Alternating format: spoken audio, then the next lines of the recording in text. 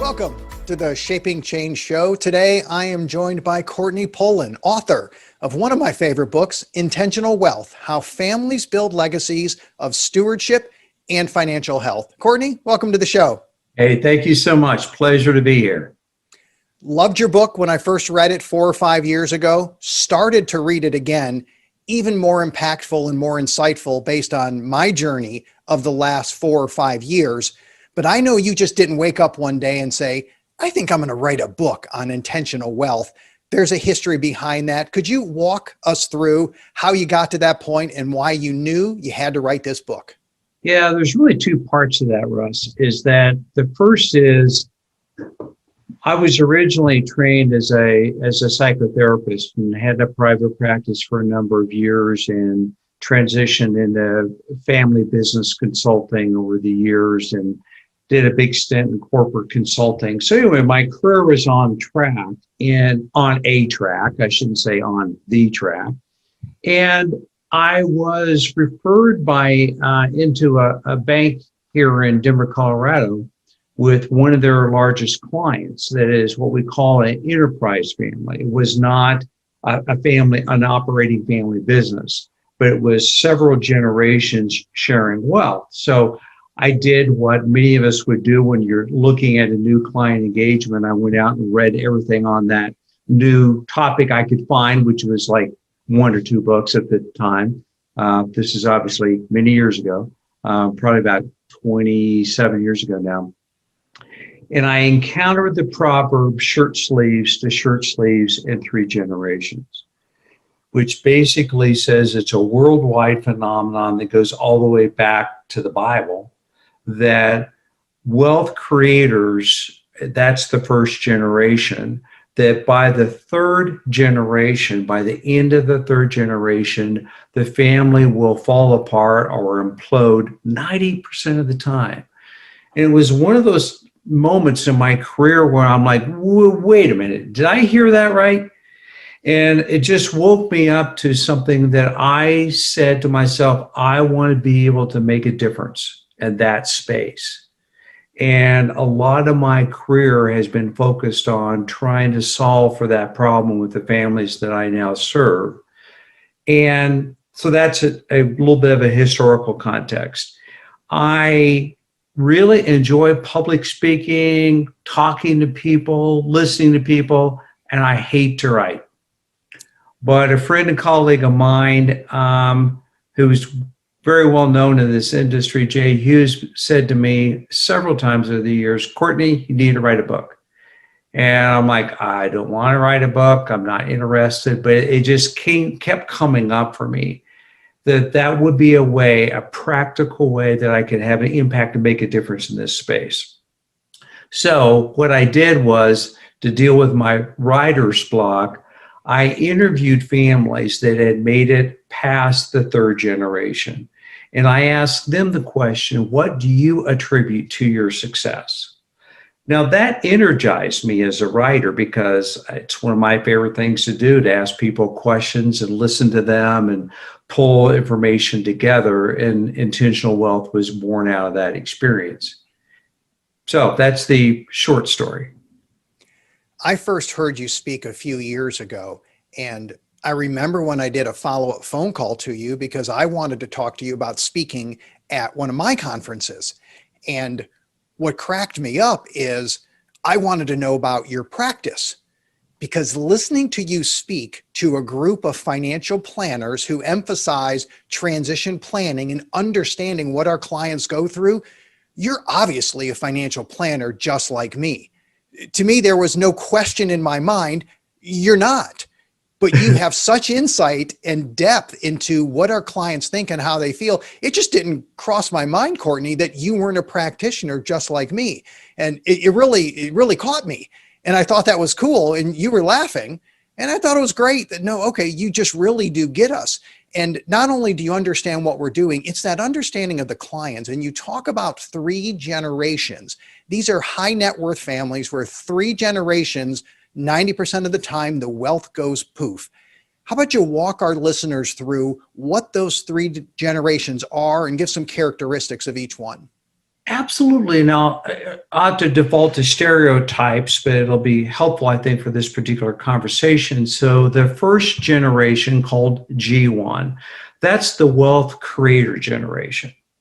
And all the stereotypes that come to mind about a wealth creator: entrepreneurial, hardworking, roll up your sleeves and do it, all that, those good values that tend to follow a wealth creator. And one of the mistakes that a wealth creator does or makes is that they are often, I mean, you know the stories probably almost as well as I do. I've heard hundreds of stories about these wealth creator generation, like a manufacturing business. I mean, literally changing their kids' diapers on the floor of the manufacturing floor. I mean, it's like they're working 60, 70 hours a week. They've devoted their life to making this go. And the last thing they want to do with their success is make their kids go through that same hazing, shall we call it, that they went through. So it's very well intended. So that's the wealth creator generation. The second generation, they were the babies getting their diapers changed on the factory floor, right? They grew up around this. So they see the values, they see the hard work. So the first generation creates it. The second generation statistically maintains it. And then the third generation, they didn't grow up on the factory floor, so to speak. It kind of just looks like magic to them. You just show up and you have it. You have success. So they have a tendency to squander the wealth because they're disconnected from the core values, the discipline of hard work, all that comes along with that. And again, it just looks kind of easy. You just show up and you get to live in this great big house and drive nice cars and so forth and so on. So that's the primary reason for that failure in the third generation. It's more than just money. And I loved how your book really explains that it's not just the money that goes poof, but you also talked about the family relationships. And I want to interject real quickly that when I first started reading your book, I sent you an email saying, "This is a 5-star book, Courtney. Love it. Fantastic. One of the best things I ever read." What's funny about that was I hadn't actually started the book. I just read the introduction. And it was so apparent to me that you were dialed in on what we go through. And you talked a little bit about the family relationship. So yes, by the third generation, the money may go poof, but there's a cost emotionally, relationally. Can you talk a little bit about that? Yeah, in a way, Ross, all we need to do is kind of look at in the grocery store line when you see the magazine covers about what money can do to families or to individuals. And, you know, our dear friend and colleague, Susan Bradley, has done such pioneering work in that whole idea of sudden wealth and what happens to people. So there is wealth has a tendency to exacerbate pre-existing fault lines, which is something I mentioned in my book. So money doesn't cause bad things to happen, but what it does is it enlarges the tension points. They exist in all families. Even the best of families, the kids have a tendency to maybe keep score a little bit, like you got a little bit more for your birthday than I did for my birthday, or life isn't fair, and all that really normal stuff. But when you add a bunch of zeros to the bottom line of the family, it's really magnified. So it has a tendency to really exacerbate those pre-existing fault lines for a family. So it's, to your point, is that it's not about the money, is the family tends to completely fall apart. They end up in litigation. They end up just destroying each other along the way because the very thing they thought would bring the family together, i.e. the family business, the family money, or sharing a foundation together or whatever, that is the friction point that just really destroys the family. Would you say that's more common than not in that 90% crowd? Yeah, it's more common than not, for sure. Yeah. You wrote that there's one unique aspect of great wealth that can foster dysfunction. For me, it was the number one takeaway, and it was in that amazing part of your book known as the introduction, where I loved it and I highlighted it. And the reason it hit home with me is when I read it, my kids were like 10 and 13. So they were just coming into a world of awareness of what you buy and what you have and what other kids have and the social media. And for my peers and for my clients, everybody was in a similar situation. It really resonated with me on this is a major problem of kids who grow up in an indulgent world or feeling entitled. Can you talk about the number one takeaway? Yeah, and that leads me to my favorite parenting quote. It comes from D.W. Winnicott, which says, the primary job of a parent is to optimally frustrate your child. Isn't that great? Love it. Yeah, and it's so true about parenting is that if we're always saying yes, we're not giving the child the opportunity to deal with the friction, the tension of that optimal frustration. So saying yes to everything or our inability to say no can really harm a child emotionally and psychologically. So it's so important that we have that capacity to say no and deal with their frustration, because from that they emerge a stronger person. So that's just really an important aspect of it. Now that's tough enough, I believe, for all parents or most of us. But with a wealthy family, it's harder even to say no, because what we can default to is, let's say as a middle-class family is, I'm not going to buy you a car for your 16th birthday. Do you think I made of money? I mean, we don't even drive nice cars ourselves. The no is easier. But when you have such incredible financial resources, then you can't just say, we can't afford that. And kids need a sense of guardrails. I remember one of the stories that I talk about in my book and I did in my interview is that this man married into a very wealthy family. He married a woman in the second generation. He said, Courtney, the strangest thing about marrying into this family is that when I was a kid growing up in a very blue-collar family is that I knew the guardrails. They were very consistent, very reliable. I marry into this family and there are no guardrails. I mean, money can buy all sorts of things. So I've had to really find my own way with creating an internal structure. So all that to say, a big job for us as parents is to provide that structure, those boundaries that are healthy for a child. And saying yes to everything is not a gift to the child, fundamentally. So much of our growth comes from restrictions or conflict or consequences. And one of the few things I learned early as a parent is to make sure I don't say, we can't afford that. Right. Because that's an easy excuse for a lot of us. Sure It's is. simple to say that. And when Yep. kids are younger, I'm not sure they understand that. By the time they hit their teens, if you're even above average for middle class, they're not buying it because they're not asking for something that costs $5,000. They're just Right. asking for something that they know you could buy. So I always struggled with, do you just say no? But I think what I worry most about with this and why it was the takeaway is learning to deal with no and then trying to solve problems without spending money is such a big part of the growth. And if you have these generations that don't learn to problem solve and adapt and maybe weigh things of I could do A or I could do B, because if I have money, I can do both. I really think it stunts their growth. Is this something you see in the development of the kids in these future generations? Oh, absolutely. That's a really good phrase is there. I hate to say that it's so common, but it is quite common.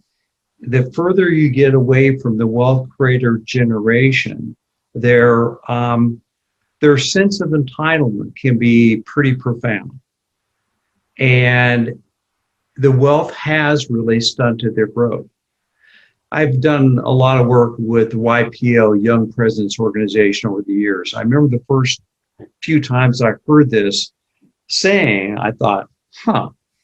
And they would often say to me, Courtney, I'm just a member of the Lucky Sperm Club. Ha ha ha. And I'm like, that is so diminishing and so devaluing to say that about yourself, that you're just lucky. So it can really stunt their growth. And that phrase speaks to the inner psychology of these young adults, is that they struggle with that mightily, and trying to find their own sense of identity in the face of, I can never compare myself to my dad or my grandfather who made all this money. So it just sets up a sense of hopelessness for them, or helplessness, or a sense of atrophy for them. So it's so important that they really learn how to build their own set of muscles and, in essence, deal with that optimal frustration. I certainly notice, and this is stereotyping and overgeneralizing, but I'll do it anyway because I think it stresses a point. You see two groups of people who are well-to-do or wealthy. You see them if you're a member of a country club. You've got the group that knows what it's like to stare down bankruptcy and how am I going to make payroll on Friday? And they've done it so many times. By the time they actually have excess cash flow and their net worth substantial, there's a humility and a gratefulness that you can't get away from. It shapes who you are. And then there's the other crowd that maybe didn't work for it. They tend to think and act and speak a little differently. Maybe I'm just a little more dialed in because of what I do, but to me, it's quite apparent that you have two different groups of people. And as they age, that group that didn't work for the money, maybe not as much generation 2, but definitely generation 3, you think that you can spot them in 60 seconds in a conversation. And how do they feel being around people that are like maybe their grandfather or grandmother who worked for the money, knowing that they worked hard and earned it? I wonder how that impacts how they go through life, and how do they develop their own self-worth when it's already well down the path in life and they know that they didn't work for it and they're not going to because they're already 40 or 50. Yeah, I mean, what you're reminding me of is that first grouping of people that you were talking about, they possess a sense of gratitude, a deep sense of appreciation that I feel so blessed to have been given so much of an opportunity.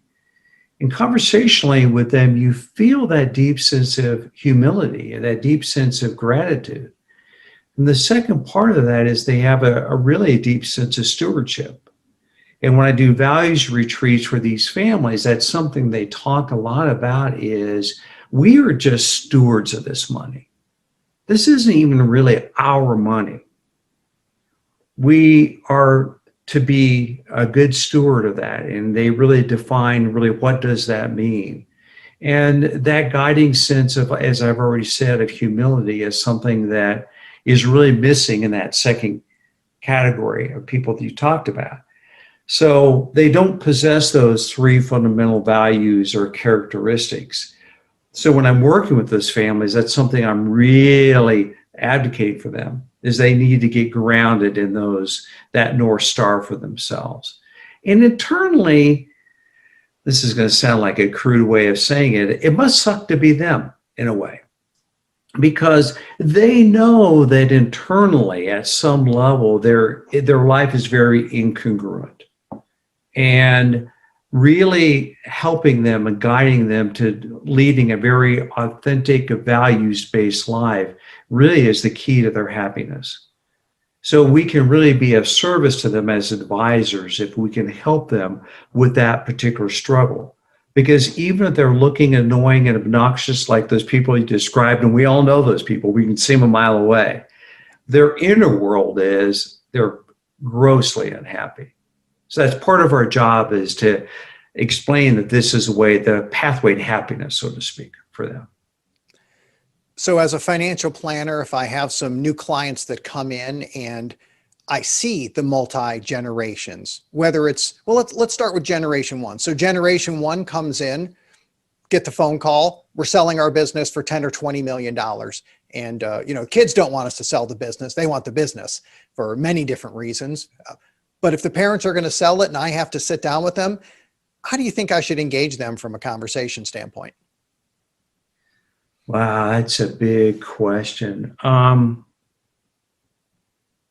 The first thing that comes to mind for them is, as exciting as it may be to now have 20 or $30 million from the sale of that business, they no longer have an identity. This is their baby that they are selling. And I've never have I encountered a seller of a business that thinks that the buyer really appreciates what they're getting. I don't mean appreciates the value as much as emotionally appreciates it. It's their baby that they're letting go of. And for them, it's a big emotional loss. And they don't feel like advisors really connect with that, because financial advisors look at that as like, wow, payday for you. I mean, this is really cool. You built this amazing business and then you're going to have this big liquidity event. Yay. Well, yeah, but beneath the yay is, what am I going to do with my life now? What's my next chapter? This is my entire identity has been formed about building this business. So it can really be a setup for a lot of despair and even depression for business owners. So for financial advisors like yourself and others, it's really important to be very sensitive to that, to really talk to them about what's it like to let go of your dream of your baby. And let's get clear about your new purpose in life. Because for the last 50 years, it's been the business. What can I do to support you on a path forward that has meaning and substance for you? It's a tough journey. It is a tough journey. And it just reminded me that the first time I heard you speak, which was many years ago, you spoke about purpose.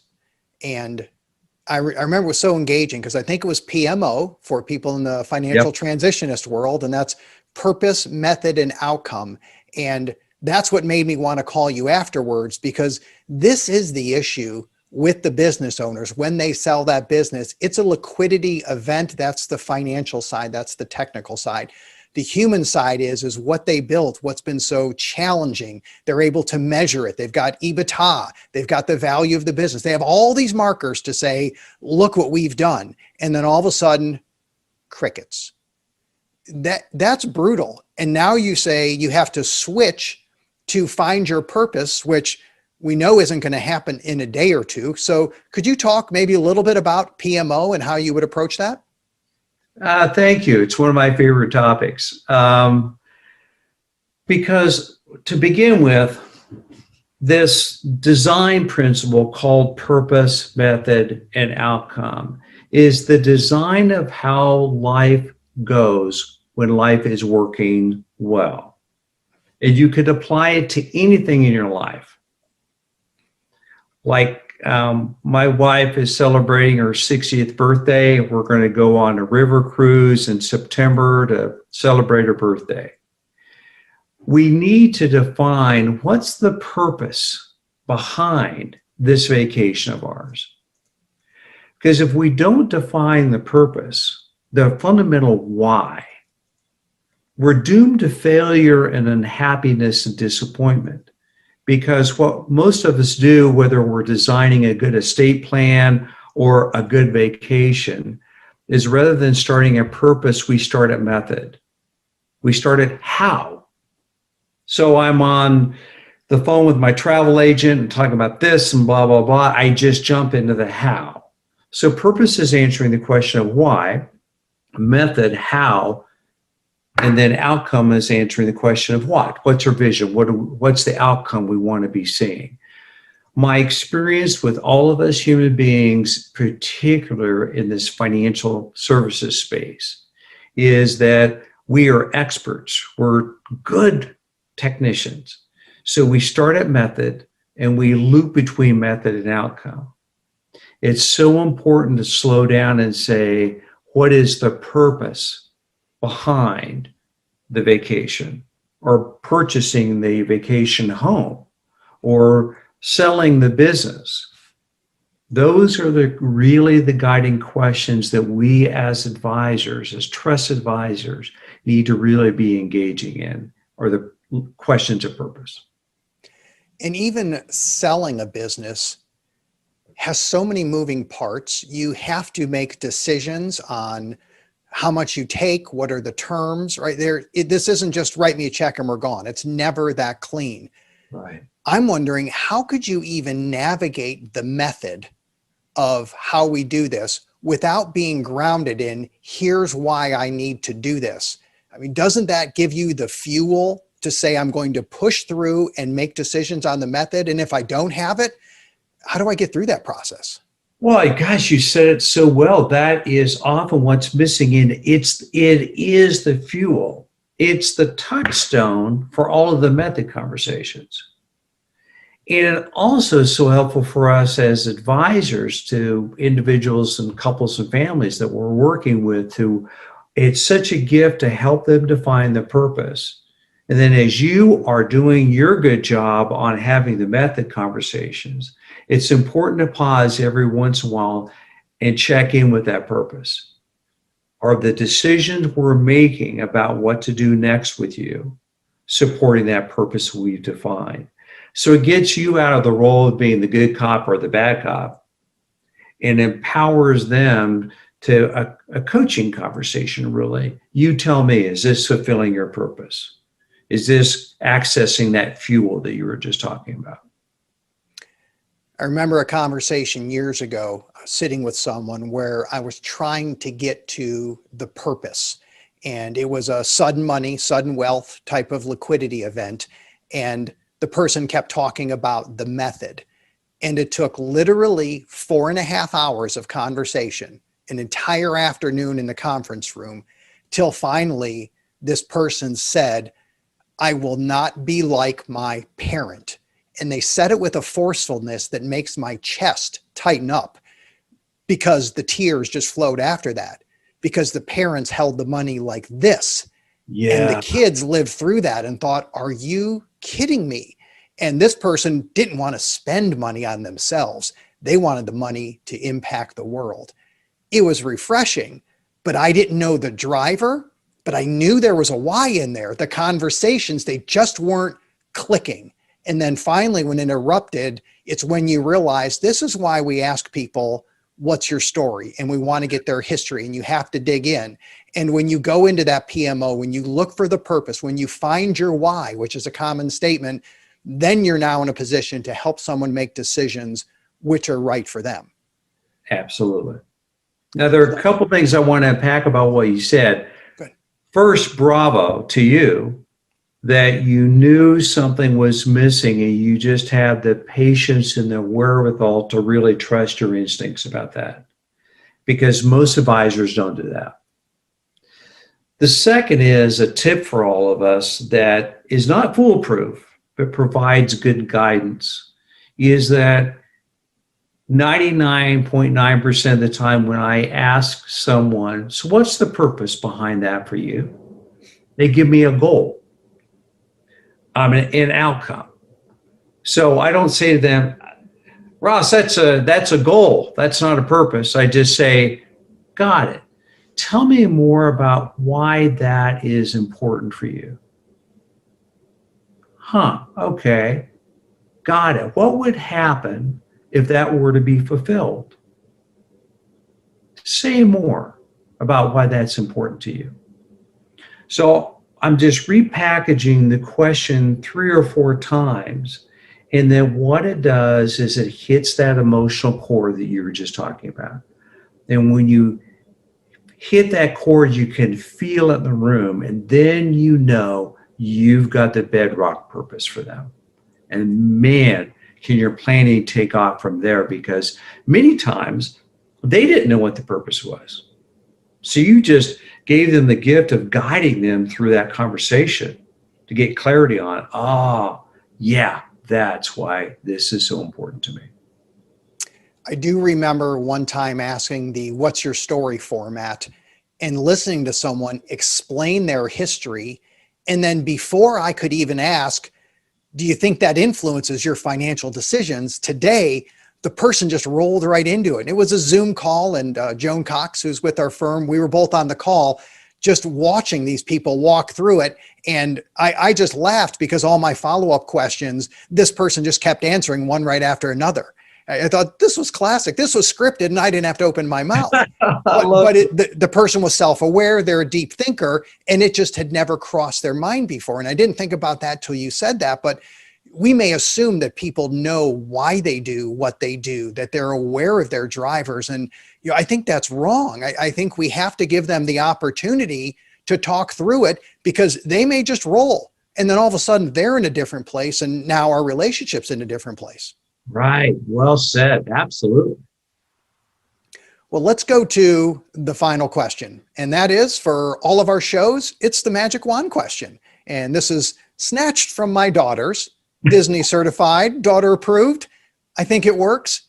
But if it did work and I let you borrow this magic wand and wave it, if you could change anything in the world, Courtney, what would you change? Wow. That is such a big question. The first thing that comes to my mind is something that we all know to be true, but we forget on a daily, if not hourly basis. And that is, we're all connected. I believe that the greatest source of disharmony in our families and our workplaces and our society is the separateness, the silo behavior, the competition of it's me against you, I win, you lose, that type of mentality. If we could just all step back and just remember that inner wisdom of, we're all in this thing together. We're not enemies of each other. We all, speaking of purpose, we all are united in the shared purpose together. Can we be about finding that one rather than what divides us? Excellent answer. Thank you for writing your book. Thank you for investing in the lives of financial planners and helping us understand the power of purpose and what these wealthy families who are successful have done. And lastly, in a very small way, thanks so much for being on the show today. All right. Thank you. Thank you for listening to Shaping Change with Ross Marino. This show is for general information purposes only and is not intended to provide recommendations or advice. Speak with a legal, tax, or financial advisor before making any decisions. Past performance references are historical and do not guarantee future results.